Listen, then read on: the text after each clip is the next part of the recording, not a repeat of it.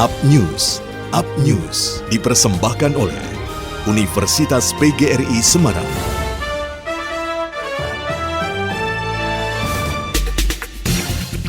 Presiden Joko Widodo resmi mengumumkan akan melakukan vaksinasi COVID-19 bagi anak-anak berusia 12 hingga 17 tahun. Jokowi mengatakan vaksinasi akan dilakukan seiring dengan terbitnya izin penggunaan darurat atau Emergency Use Authorization dari Badan Pengawas Obat dan Makanan untuk vaksin Sinovac bagi kelompok usia tersebut. Sementara itu, Presiden juga menyampaikan bahwa program vaksinasi COVID-19 telah mencapai angka 1,3 juta suntikan per harinya. Perlu diketahui capaian tersebut dilakukan lebih cepat dari target yang telah diterapkan sebelumnya, yakni 1 juta suntikan vaksin per harinya hingga bulan Juli 2021. Menurutnya, capaian vaksinasi hingga 1,3 juta suntikan ini dapat terlaksana berkat kerja keras dan kerjasama dari Kementerian Kesehatan, TNI Polri, pemerintah daerah, BUMN, serta pihak swasta. Dan meski target 1 juta vaksin per hari telah tercapai, Jokowi tetap meminta semua pihak agar terus bekerja sama, sehingga target 1 juta suntikan vaksin per hari bisa terus dilakukan bahkan dilipat gandakan. Meskipun pemerintah juga telah mendorong dan mengoptimalkan program vaksinasi, namun dia mengingatkan kembali jika penyebaran COVID-19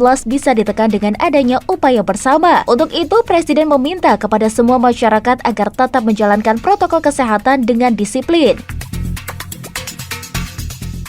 Penyebaran virus COVID-19 di Jawa Tengah semakin meluas. Hal itu ditandai dengan bertambahnya jumlah daerah kabupaten kota yang tergolong dalam zona merah atau beresiko tinggi. Gubernur Jawa Tengah Ganjar Pranowo mengatakan dalam situs Corona Jawa Tengah yang dikelola oleh Dinas Kesehatan Provinsi Jawa Tengah menjelaskan, dari 35 kabupaten kota di Jawa Tengah ada 25 daerah yang masuk dalam kategori zona merah. Oleh karena itu, Gubernur mengirimkan instruksi khusus kepada bupati dan wali kota yang wilayahnya masuk zona merah, yakni untuk melaksanakan mikro lockdown tingkat RT. Karena dengan bertambahnya daerah zona merah, RT yang berstatus zona merah juga bertambah. 25 daerah yang masuk zona merah yakni Grobogan, Demak, Jepara, Kota Semarang, Pati, Pemalang, Kota Pekalongan, Kabupaten Pekalongan, Sragen, Kebumen, Rembang, Wonogiri, Brebes, kemudian Kendal, Batang, Kabupaten Semarang, Karanganyar, Purworejo, Kudus, Blora, Banjarnegara, Cilacap, Kabupaten Tegal, Sukoharjo, dan Kabupaten Magelang. Sementara 10 daerah yang tidak masuk zona merah atau termasuk dalam zona orange atau resiko sedang, yakni Kota Tegal, Banyumas, Purbalingga, Wonosobo, Temanggung, Kota Magelang, Salatiga, Boyolali, dan Klaten. Mikro lockdown tersebut dapat dilakukan dengan bantuan dari Babinsa atau Babin Kamtibnas untuk menjaga wilayah serta berpatroli untuk mengingatkan warga setempat menaati protokol kesehatan.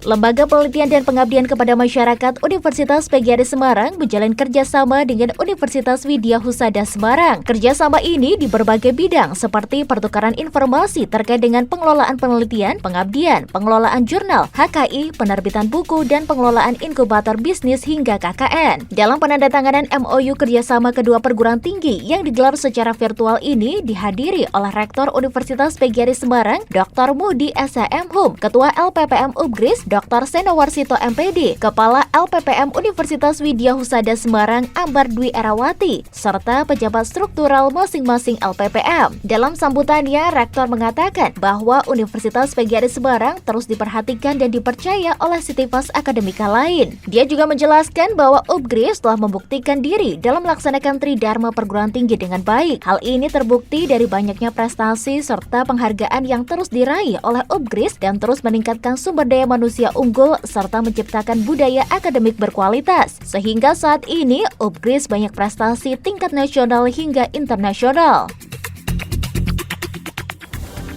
Demikian liputan tim pemberitaan melaporkan. Up News dipersembahkan oleh Universitas PGRI Semarang, The Meaning University.